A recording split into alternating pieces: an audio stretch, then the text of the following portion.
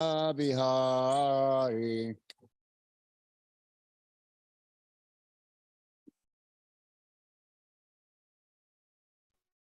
Jaya Radha Madhava Kunja Bihari.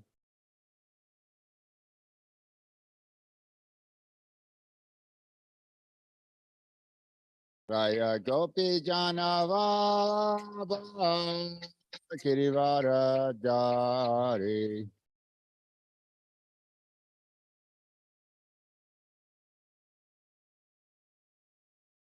Jaya Gopi Janavala Kirivara Jari.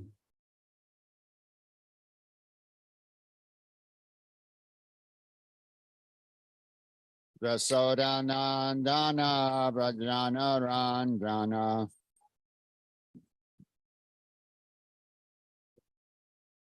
Rasodanandana Brajana Ranjana.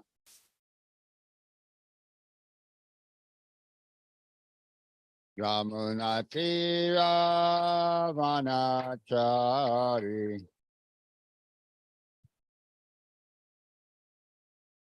Yamunatira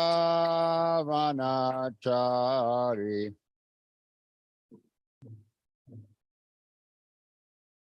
Jaya Radha Madhava Kunja Bihari.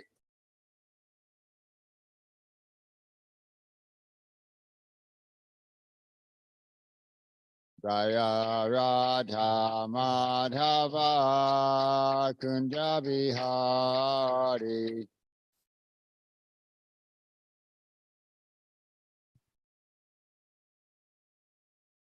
Jaya Gopi Jana Vallabha Kirivara Dari.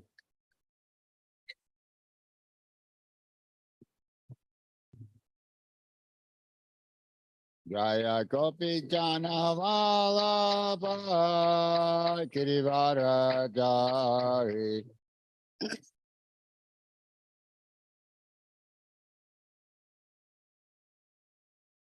Rasodanandana Brajana Ranjana.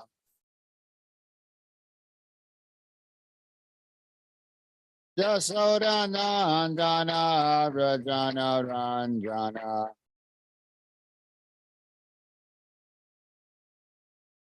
Yamunatira Vanachari.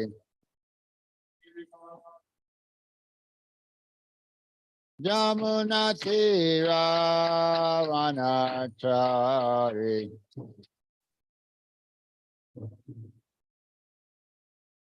Jaya Radha Madhava Kunja Bihari.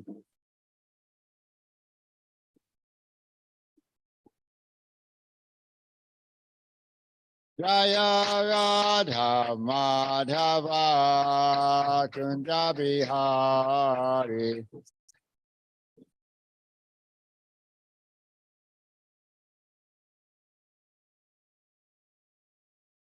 Om Namah Bhagavate Vasudevaya.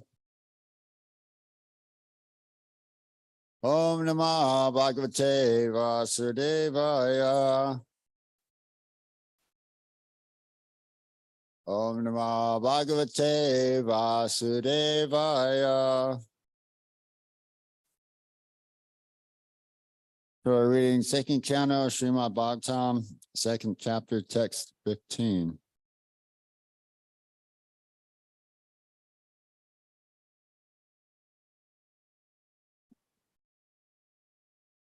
Stiram, Sukham, Tasanam, Asito, Yatir, Yada, Dihasur, Imam, Anga, Lokam, Kale, Cha, Dese, Cha, Mano, Na, Sajayat, Pranan, Naichten, Manasa, Jitasu. Stiram sukam chasanamastito yatir. Yada jarashuri mamangalokam. Kale chadese chamana nandasajayat. Prana nichachen manasati tatasu. Stiram sukam chasanamastito yatir. Yada jihasuri mamangalokam. Kale chadese chamana najasayet. Prana nichachen manasa chitatasu. Stiram sukam chasanamastito yatir.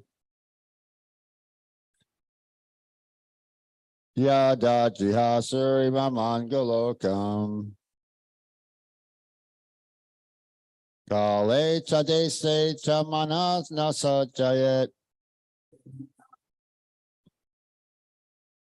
Prana nichachen manaso jitatasu.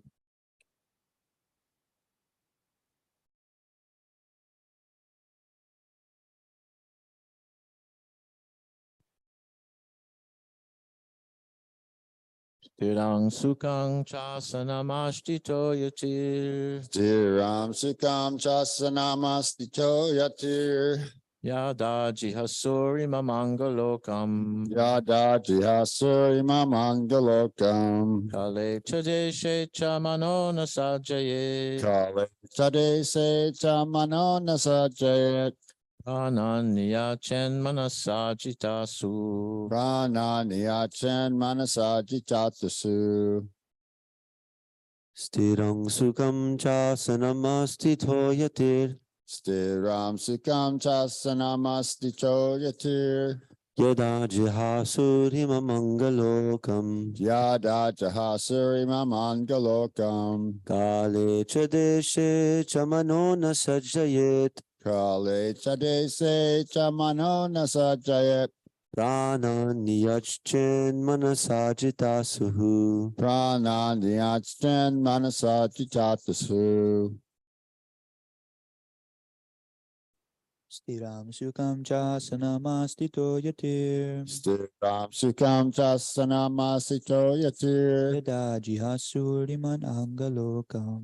Yada jahasuri mamangalokam. Kale chante chamano nasajayet. Kale chadese chamano nasajayet. Prana niyachen manasajitasuhu. Prana niyachen manasa jitatasu. Stiram sukham chasanam astito yatir. Stiram sukam chasanamastito yatir. Yada jihasur imam anjalokam. Yada jihasuri mamangalokam. Kale chadese chamano na sadyat yatit.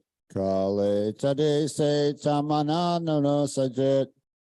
Pranam niyachen manasajitasuhu. Prana niyachen manasa jitatasu.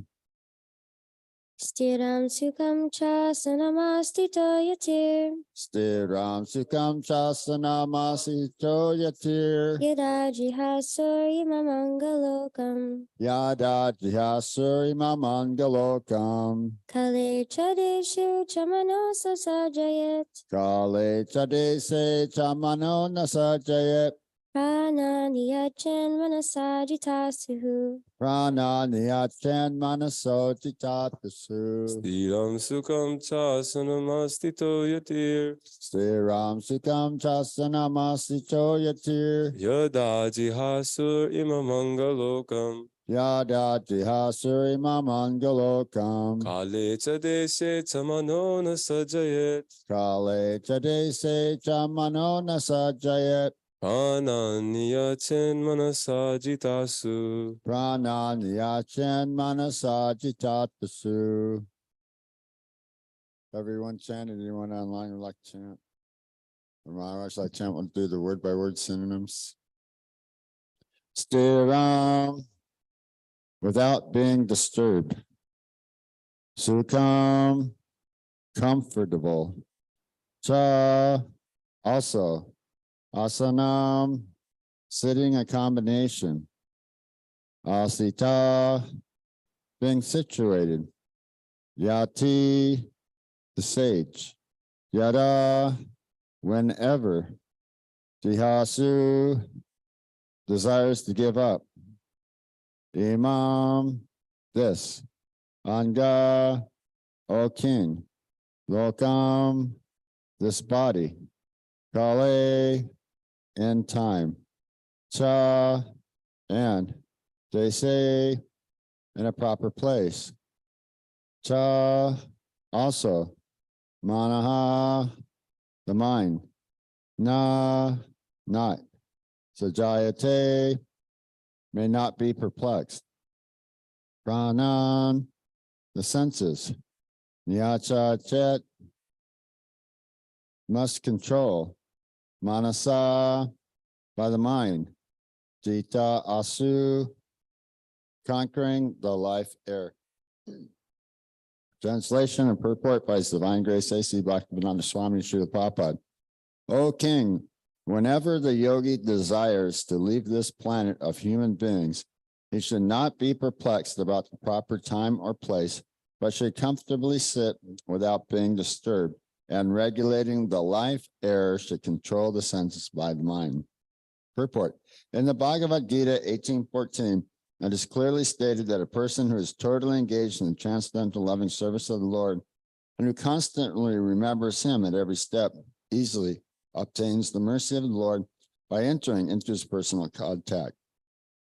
Such devotees do not need to seek an opportune moment to leave the present body, but those who are mixed devotees, alloyed with fruitive action or empirical philosophical speculation, require an opportune moment for quitting this body.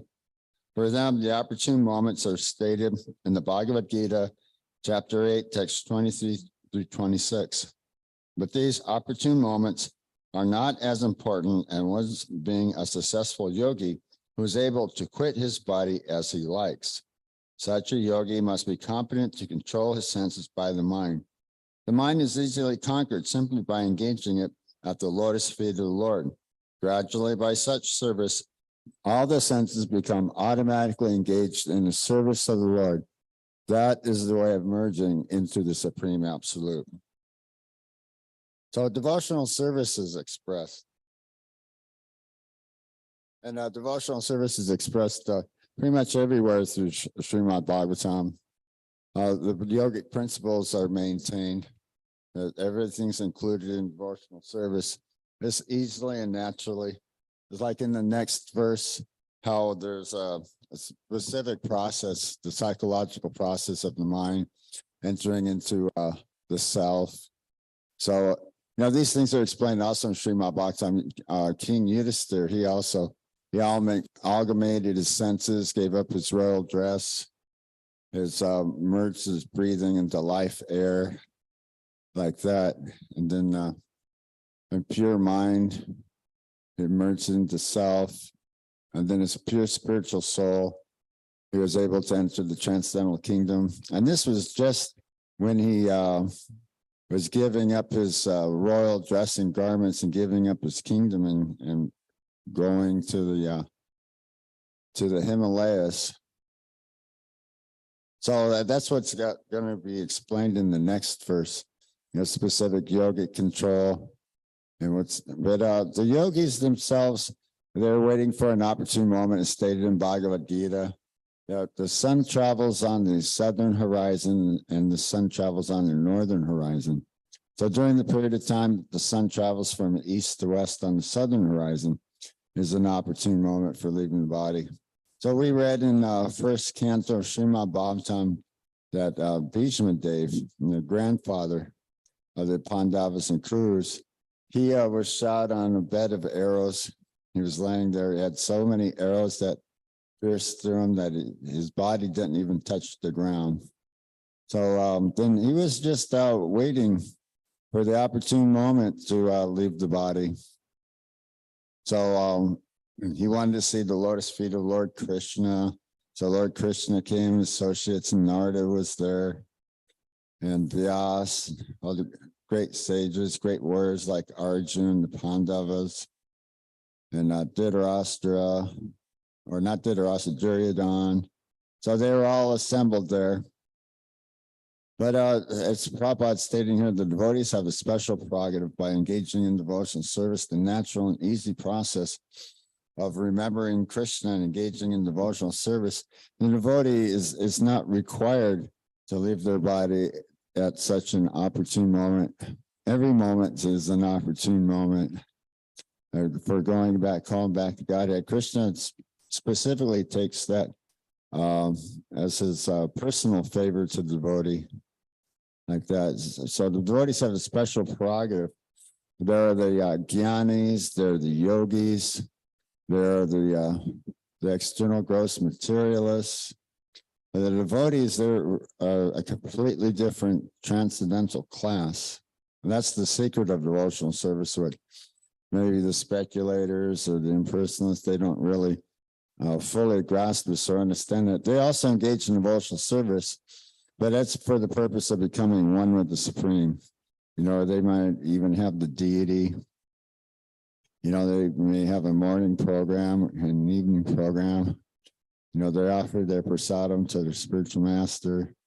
But Prabhupada was stating that the impersonalists, they fail, or they actually cannot purify the heart of their disciples.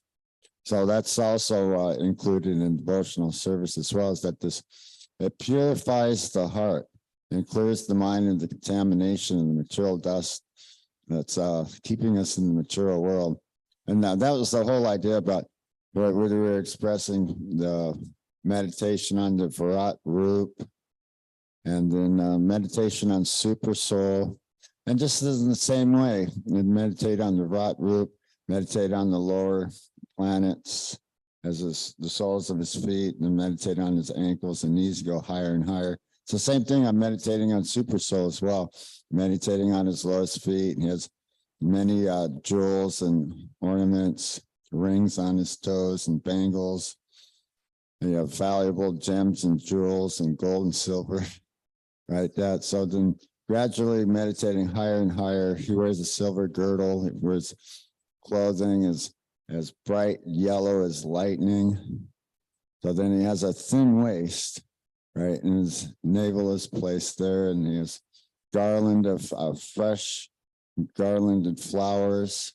So the Supreme Personality of Godhead is Yovanam Cha, always appearing as a youth, fresh youth, always fresh and youthful. So that's the same with Paramatma. He appears that his hair is just recently oiled, and it's curly with a bluish tint, like that, and has his four symbols that he's holding in his four hands. A conch shell, the wheel of chariot wheel, and all I see is it's club, wheel of the chariot, the conch shell, and lotus flower.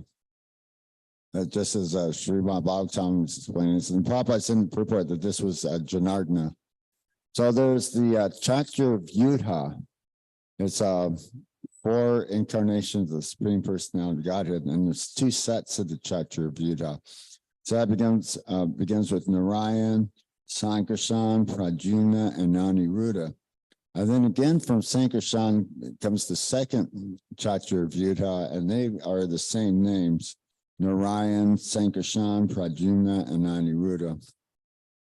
And so then Sankarshan is Seshanaga, is lying on the causal ocean, or the Govardhak waters. His big, giant, multi-headed serpentine couch resting place in the bed for the Supreme Personality of Godhead. And he has, with his unlimited mouths, many, many mouths, he's chanting the glories of the Lord, and he never comes to an end. So he's in every material universe, as well as the Karana Dakshai waters where Mahavishnu is landing, and then every universe where Garbha Dakshai Vishnu is reclining on him.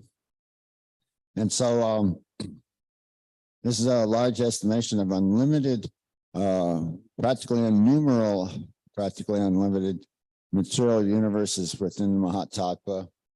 And then within each one of them is also Seshanaga with his many, many mouths, unlimited mouths and numeral. And he's just glorifying the pastimes and the activities and names of the Supreme Personality of Godhead. Jai Gaur Nitai Ki Jai. And he never comes to an end because it is unlimited. What's that? That's Advaita, Achyuta, Ananda, unlimited. So like that. And then the Supreme Personality of Godhead from Narayan, he's expands as Garbha Dakshai Vishnu, well, Mahavishnu, Krana Dakshai Vishnu, Garbha Dakshai Vishnu, and then Kishara Dakshai Vishnu. So then it's stated that this is the exact same Kishara Dakshai Vishnu, which is in the heart and within the atom of every living entities. So Prabhupada was also mentioning that in the purport. So yeah, I kind of mentioned this, and it's like described that if you have many different water pots, the sun can be reflected in each and every one of the water pots. So the sun is situated in its own position, but yet is also visible in each of the water pots. So that's the same thing with the Supreme Personality of Godhead. He's in a supreme transcendental position, but yet he's also within the hearts. And he knows the heart and mind of every living entity, and he's guiding the wanderings of all living entities. And Krishna says, Bhagavad Gita, that all things are rest on me as pearls are strung on a thread. So, you know, if you understand like nuclear physics or quantum physics, metaphysics, that everything is composed of atoms, there's frequencies. Madhavinda Puri was this ISKCON scientist, he also explained this, that the atoms are actually like 99.99, very large exponential, like millions of 99s, right? It's actually air, or and then whatever that tiny 0.0001% is, it would actually be like some kind of physical matter like that. So he was saying that the gravity in the atom is situated that the positively charged electrons and the negatively charged neurons, they remain in their orbit around the nucleus, just exactly where they're supposed to be, not too far away and not too close, that they either go falling apart all over the place or crash in on itself. So basically that's that gravity, or they had something, it's an electrical electromagnetic field. So they generate it's like a generator. It's electricity that flows in one direction and electricity that's flowing in the opposite direction. And so then the attraction and repulsion of magnets and magnetism will take place. So that's what's happening with like gravity or magnetism. Gravity is actually Balaram. So we have repulsion and attraction. So everything's arranged that they're exactly where they need to be. So yeah, so that they don't crash in on themselves to go spreading apart and all over. I say have like big giant super colliders. I was gonna look it up. I guess what they have one that's in Texas. It's like 7 miles long or something like that. They're splitting the atoms from the particles of light. Prabhupada was saying that every physicist, every scientist, he knows this, that the light that we receive from the sun is composed of many light particles. So that's actually what they're I guess they have a couple of really, really strong laser light beams that they shoot at. They aim them at each other, and then somewhere within the super collider, it smashes an atom of light. And I was kind of wondering about that, like, if you take like, different parts of, something, like maybe parts out of a building, I guess this is how they do demolition. Try to get all the weak spots, take certain things out and put in electrical charges so that it crashes in on itself. It will implode. So I was kind of thinking, about that. If you're taking like the atoms out of of matter, I mean, isn't there going to be like some point where they're going to implode?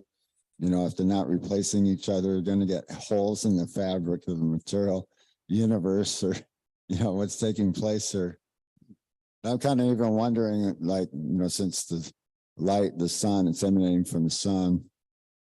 And then I guess it doesn't last very long or something if the light of the sun is coming and going, then we have night, but that's the position of the earth, right? So apparently, I guess there's not a lot of repercussions as of yet, but other than the dangerous fusion, Prabhupada kind of mentions this, I believe, coming up in the next couple of verses, where the harness the electronic, the nuclear energy, but it's simply only destructive, creating the atom bomb, and thereby killing so many, accelerating the process of death, not stopping the process of death, or in the name of world peace and war, the nuclear technology is developed, but where's there the no more wars, and where's there's peace where the ultimate weapon is actually deployed and used, as it was in Hiroshima and Nagasaki. So, and the same thing also creating disease, trying to find a cure for disease, but simply just creating more disease, more havoc, because that's what there's described as the materialists who are grossly absorbed in materialistic activities and subject matter for hearing for the materialists. It's really pretty exciting, but it's not Srimad Bhagavatam. And so their lives are completely disrupted, and they're governed by the kama, krodha, lobha, lust, anger, greed, envy, like that. And so Srimad Bhagavatam is stating one should hear the glories of the pastimes of the Supreme Person of Godhead. Those who are Atma-Ramas, who are situated in themselves, they relish this at every moment. They want to hear the pastimes of the Supreme, who is gracious and magnanimous, and they never tired of hearing such pastimes and activities of the Supreme Person of Godhead. There's many unlimited forms and names and pastimes, whereas the materialists are grossly engaged in material activities. Basically, it's focusing on eating, sleeping, mating, and defending. When they're going to work, they're karmic materialistic job, right? And they're externally focused on material energy or matter. So they're not satisfied. Where the devotees, we're focused on the self or the soul, the Supreme Self or Krishna, the Supreme Person of Godhead. So you see the Supreme Lord every day in the Arch of Vigraha, and offer our prayers and our worship, and begin at the lotus feet and rise the ankles and higher. So Srimad Bhagavatam is also described like that. At the first canto is the Lord's lotus feet, then the second canto is ankles, then we're getting to his calves and his knees. So we go to canto 3, canto 4, and canto 5, like that. So there's the waist area, and his stomach, his chest, his neck, and his head. So 10th canto, I believe, is smiling face. And then 11th and 12th canto is the crown on his head. So that's also the way of meditation from his feet on the way up. So, I'm kind of running out of things to say. Did anybody have any questions or comments or questions for discussion, or you have a question? There was a statement that Prabhupada made at near the end of the purport that the mind can be easily controlled or easily conquered by engaging it at the lotus feet of the Lord. And so I'm just wondering exactly if you could give more detailed explanation of that sentence. Yeah, tomorrow's verse is going to go a little more into detail on that. But yeah, it's a natural psychological process of engaging in devotional service. Very easily, naturally, we'll be thinking about Krishna. And in that way, we're becoming purified. We're being properly situated.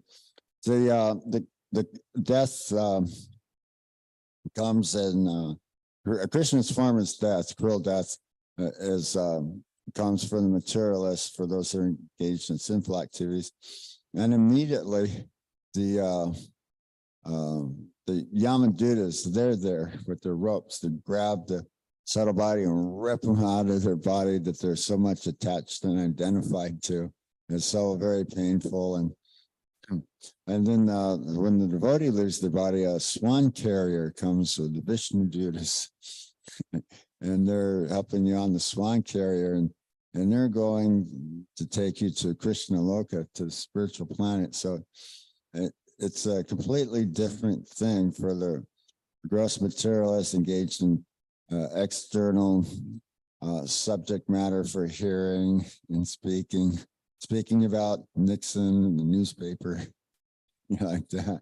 Prabhupada mentions that, but we're thinking about Krishna. So it's the natural process of engaging the mind in activities. Prabhupada was saying, engage your desire in desiring to serve the Supreme Personality of Godhead, like that. Instead of like external material desire, then it's like the sensual activities, like that. It's the tasting, seeing, hearing, smelling. But Ambrish Maharaj smelled the flowers offered to the lotus feet of the Lord, tasted the Talal, heard the glories of the Supreme Personality of Godhead. There's verses that ear holes that do not hear the transcendental glories of the Supreme Personality of Godhead are like those of the holes where the snakes live. And it's like, do not, also the bellows breathe. The bellows is that big giant umbrella. It's pumped and air comes out of it. It's for giving fuel, oxygen to the fire. So the breathing of a dead body, who are not engaged in devotional service, is just basically a dead body. So his breathing is useless, like that. Or the eyes that do not see the darshan, the Supreme Personality of Godhead, the deity in the temple, his eyes are just as useless as the plumes on the peacocks. And peacocks have many, many eyes, but they can't see with them, like that. So yeah, and then just the processes of the mind. Prabhupada's going to mention that in the purport in the next verse, is is thinking, feeling, and willing, like that. And then Jai Gaur Nitai Ki Jai. The mind experiences the actual stimuli from the senses, and it's actualized within the mind, like that. It's there's a process explained by I believe it was Srila Jiva Goswami. It was he was speaking about how the indriyas, the chittas, they're engaged in their specific functions. There's 5 knowledge acquiring senses. So then they're gathering experience, tasting, hearing, smelling, seeing. And it's all experienced in the mind. That in Bhagavad Gita, it's explained that according to one's karma, one develops a specific set of senses which is grouped about the mind. So then that's the activities of the mind: essential experience, thinking, feeling, willing, desire. The mind is like a incessant river, constantly flowing into the sea, material desires like that. And then Arjuna, he mentions to Krishna that, well, it seems to me to be so difficult to control the mind as it's difficult to control the wind. So the mind, it's subtle. We don't see it. It's subtle energy. We know it's there. We know we can use it. We can hear our own voice in our mind, right? Or remember the sound, the voices of others when they're speaking. Remember so many things. But Krishna was saying, well, it's not really or what Prabhupada said, really not so much as being difficult to control the mind, it's difficult to control the wind. Is it Prabhupada was saying it's a hurricane. It's a big storm of incessant desires and longings and specific negative or positive emotions, happiness and sadness, and there's a big onslaught of Maya like that. So by engaging it, an easy process, devotional service, it's like the the broken fangs on a snake. It's not so much dangerous like that. So the senses, they will be like the broken fangs of the snake. They won't be able to give us much trouble like that. So, as explained in metaphysics, there's earth, water, fire, air, ether, mind, intelligence, false ego, the 5 knowledge acquiring senses and 10 working senses, as well as the 5 sense objects. And there's desire. So unless the intelligence carries out the functions to figure out, well, what can we do to achieve these desires like that? So, and then ahankara, ego identification. So you're either identifying ourselves as spiritual soul, aham brahmasmi, and engaging in the service of the Supreme Personality of Godhead, or our identification is aham brahmeti, identification with the material body as the self. And so just to make the material body comfortable at all costs and all means, like that, just so that you're gonna have the nice house. One needs shelter, but they want the big giant house, put a big gate around it, put a big dog in front like that. Don't come here like that. Prabhupada was stating there was a rich man in India. He was approaching his house. He was standing on the balcony. There was a gated community saying, no, don't come here. Don't come here. Yeah, so they're not interested, or they don't see the importance. They don't see the importance of it, but it's actually in your own real self-interest. Take the medicine, take the proper diet, chant Hare Krishna like that. And so due to ignorance, have a false representation of an impersonal universe. They think we're the only ones here. They defined life, they're trying to figure out life, but they're not explaining consciousness as a symptom of a soul or life. What they're pertaining it to the external material body, the carbon organism that's capable of Darwinian evolution. So they're looking for a life very similar to our own, but there's life we can't penetrate. We can't perceive it or detect it with our blunt material senses like that, but they're described there, the activities are there. We can see their effects, the effects of the demigods and effects of the demons like that. We can see the effects of the polluted consciousness, or the effects of not engaging in the Supreme Personality of Godhead. In the age of Kali, 3/4 of everyone are demons, and 1/4 are devotees. But in Satya Yuga, 3/4 are devotees, and only the 1/4 are demons. They have some really, really bad demons, these Rakshasas that live in forests, that eat men. They were wanted to eat Bhishma.